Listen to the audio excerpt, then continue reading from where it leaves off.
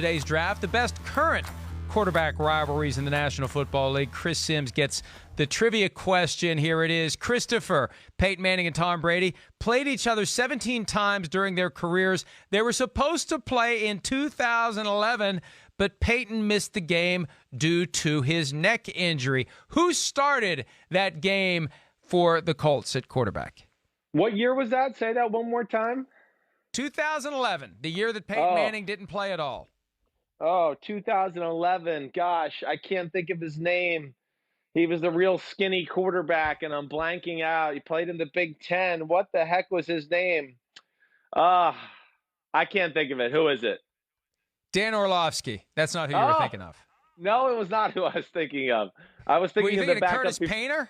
No, there's a backup You were thinking before of, him. I know who you're thinking of, the guy from Wisconsin. Yes, I can't think of his damn name Jim right now. Sorgi. Jim Sorgi. Exactly right. Okay, so Orlovsky started. I forgot about that one.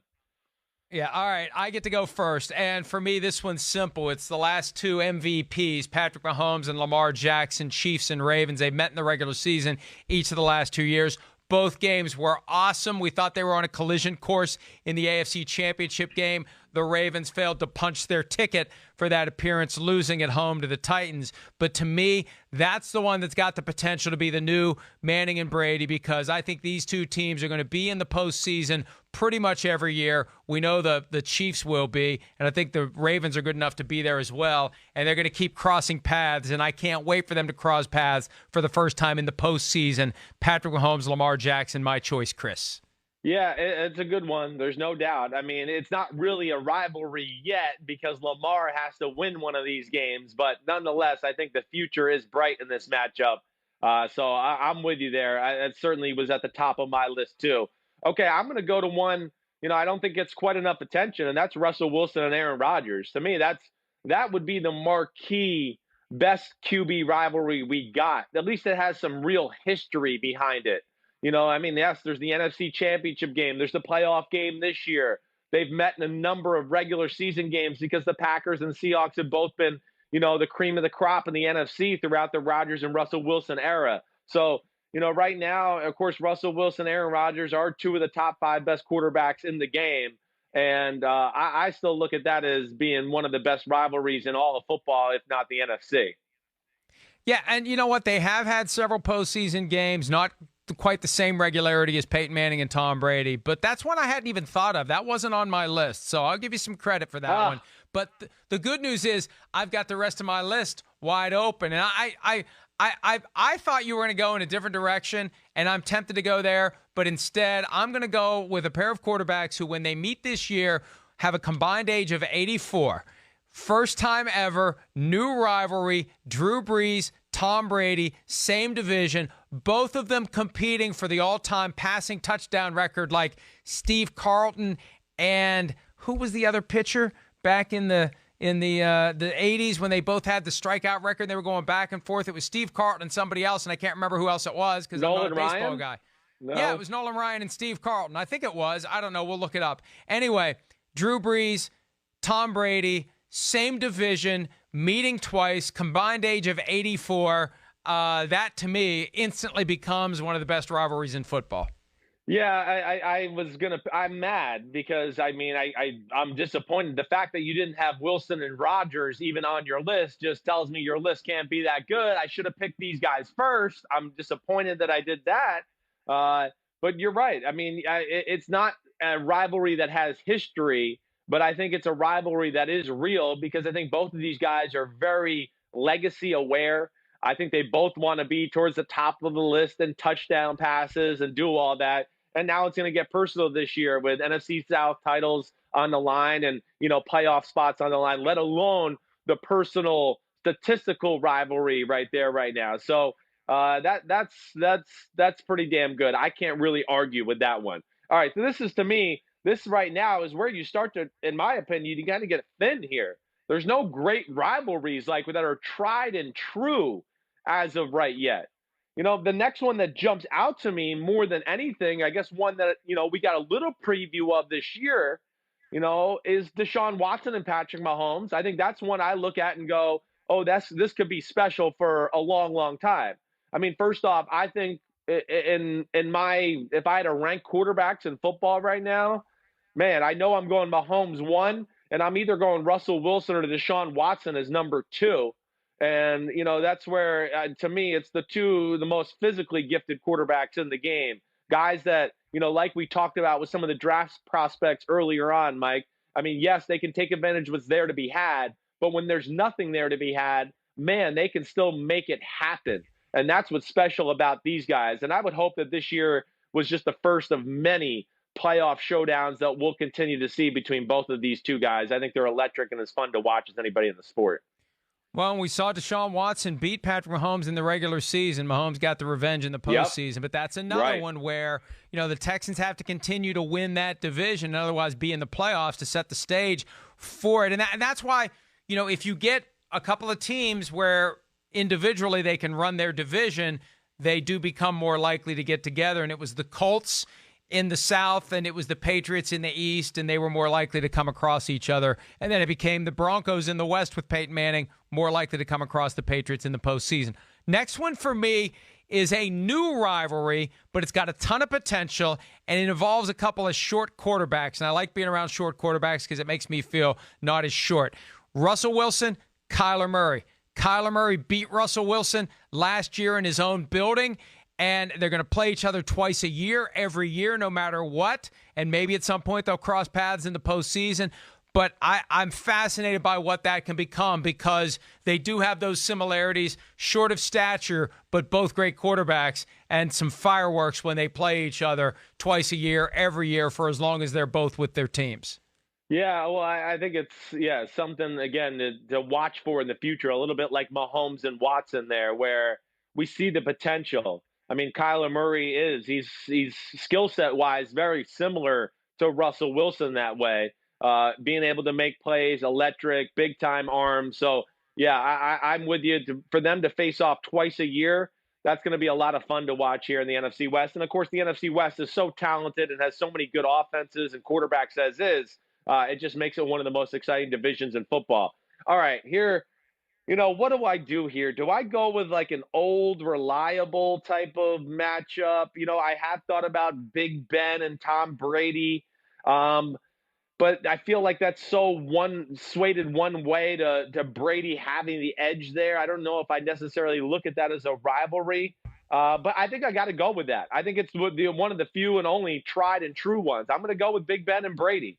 I am. Not that I expect it to be like anything this year, but we've seen them play a ton in playoff football, AFC championships, regular season games. Big Ben beat Brady 2 years ago up in Pittsburgh. So that's one even though I feel like Brady has the great advantage, these are two Super Bowl Hall of Fame type quarterbacks who do have history. Now, are they playing this year? That's what I couldn't remember. They're not. They won't play. They won't play again until 20. No, they'll play in 2018, 19, 20. They'll play in 2021 if they're both still playing. Well, I just didn't want to go with like Baker and Lamar Jackson yet. I just feel like, again, I was almost thought about doing that as far as your pick. Man, maybe I should have done that. I should have changed that. But I went with the historical rivalry over the new age rivalry, which I am intrigued by Lamar and Baker Mayfield. But Big Ben and Brady, I mean, they did deliver a lot of good, fun, meaningful football game moments throughout their career when they faced off each other as far as the Patriots and the Steelers are concerned. And it's not unreasonable to think that they'll both make it to 2021 and they'll both be playing next year. You're right. Yeah, it looks like that could definitely happen, especially with Brady saying it all along and Big Ben saying he feels as good as he's ever felt. So I would think they got 2 years left back in them. And it's 2022. I don't think 2021. It's 2022. Never mind. Yeah, it's every 4 years. 18 plus 4 is 2022. So that's not going to happen again. So that makes your pick even worse. I was trying to help you out. I was fudging the numbers a little bit to help you out. It's not good. They're never going to play again unless they both get to the Super Bowl. What other ones did you have on your list? Which would be awesome. Well, I tell you what, another new rivalry that has some real history, Super Bowl 51, Matt Ryan, Tom Brady. We haven't talked about that at all. We're still caught up in Drew Brees and Tom Brady. But Matt Ryan gets to look across the field and see that no-good SOB that took away his Super Bowl ring 4 years ago. And they get to play twice a year. So I kind of like that one. Well, it's fast. I want to change my pick first off. I really do. I wish, and I just saw the producer said I can change it if I want to. But what I find interesting though, we don't even talk about Matt Ryan and Drew Brees as that rivalry like that. That's I had that written down, but we don't seem to give that respect maybe that it deserves. And why is that? Do you think? I just even though Matt Ryan won the MVP in 2016. And I love Matt Ryan. We've interviewed him. He's a great guy. He does great things for the community. I don't know what it is with Matt Ryan, but he's so easily forgettable among all the other great quarterbacks, isn't he? I don't know what it is, but we just forget him. I agree. I mean, yes, he had an MVP year. He brought his team to the playoffs the very next year. They were close to upsetting Philadelphia in that divisional round in 2017. But yeah, I don't know what it is either. Of course, they weren't very good last year. He doesn't have, like a showman's personality that way, so he flies under the radar. And I think really, ultimately, again, what happens in a lot of these conversations, other than 2016, I just feel like the Saints have kind of controlled that rivalry. So that's where it's almost, I don't even look at it as a rivalry sometimes because I feel like it's been one-sided, swayed to the Saints and Drew Brees and Sean Payton more times than not. I think what really hurt Matt Ryan was his third year in the NFL, 2010. They had the number one seed, and they were on track for the Super Bowl, and the Packers came to town and destroyed them with Aaron Rodgers in his third season as a starter, sixth year in the NFL. And that was Ryan's chance to really establish himself. So, it was building, and then it kind of went flat. And it just feels like it's been flat ever since. And then they have the Super Bowl year, the MVP year, and they blow the 28-3 lead. And we've never moved Matt Ryan from that category of very good to high-level top 5 franchise quarterback. Yeah, you're right. He's always on the fringe of it. And I think that's where, ultimately, I think that's realistically where he was. But you're right. There's that 2010 year. There's the Super Bowl year. Hey, and let's not forget, in 2012, they were hosting the NFC Championship game and up 17-0 against the San Francisco 49ers and blew that lead and lost too. So I think you're right. I think you kind of pieced it together there the right way. Way to go, investigative lawyer Mike Florio. But I think you're right. I think that changed people's thought or perception of him because of some of those losses early in his career. Why did neither of us pick Russell Wilson and Jimmy Garoppolo? They had 2 spectacular games last year, and they're going to have 2 more this year.